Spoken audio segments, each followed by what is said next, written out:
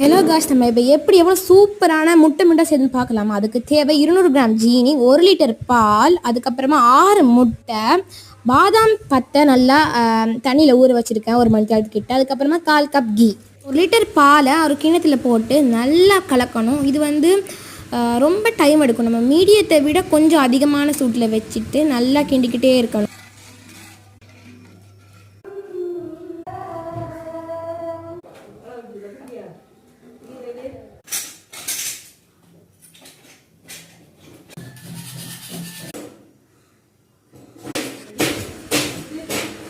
ஓரங்கள் எல்லாத்தையுமே இந்த மாதிரி எடுத்து விட்டு நல்லா பண்ணிகிட்டே இருக்கணும். ரொம்ப எனக்கு ஒரு 40 நிமிஷத்துக்கிட்ட ஆயிடுச்சு.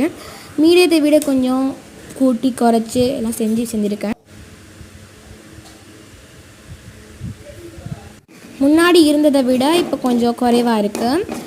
இப்போ இந்த மாதிரி ஒரு கன்சிஸ்டன்சி வரும். இந்த மாதிரி கன்சிஸ்டன்சி வந்ததுக்கப்புறமா நம்ம இது கொஞ்சம் சொரசொரப்பாக இருக்குது இல்லையா? இதை நம்ம பிளெண்ட் பண்ணி எடுக்கணும். பிளெண்ட் பண்ணால் தான் நல்லா இதுக்கு வரும். அதனால் நம்ம இதை நல்லா பிளெண்ட் பண்ணி மெய்யாக அரைக்கணும். ஒரு மிக்ஸி ஜாரில் போட்டுக்கலாம். மிக்ஸி ஜாரில் போட்டு இதை நல்லா மையாக பேஸ்ட் மாதிரி அரைச்சிக்கலாம்.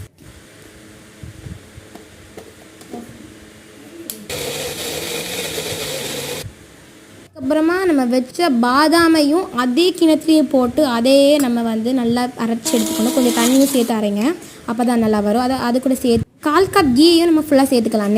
நெய்யும் சேர்த்து நல்லா கலக்கணும். நல்லா கலந்ததுக்கப்புறமா நம்ம எடுத்து வச்ச 6 முட்டையுமே கொஞ்சம் கொஞ்சமாக ஒரு முட்டையாக சேர்த்துக்கணும். ஒரு முட்டை ஃபுல்லாக நல்லா கலந்துக்கணும். அடுத்த முட்டை அப்படி சேர்த்து சேர்த்துக்கணும். முட்டையுடைய மஞ்சக்கரு இதுக்கு நல்ல ஒரு கலரை கொடுத்துருக்கு. உங்களுக்கு பார்த்தாலே தெரியுது. நம்ம முட்டை கோது விழாமல் பார்த்து ஊற்றிக்கணும். இந்த மாதிரி ஒன்று ஊற்றி போட்டிங்கன்னா கோது விழாமல் இருக்கும். அதுக்கப்புறம் ட்ரேயில் நெய்யை நல்லா தடவி வச்சுக்கோங்க. இதுக்கப்புறமா நம்ம 200 கிராம் சீனியும் போட்டுக்கலாம். வெனிலா எசன்ஸ் போட மறந்துட்டேன், அதையும் போட்டுக்கோங்க. நல்லா கலக்கணும்.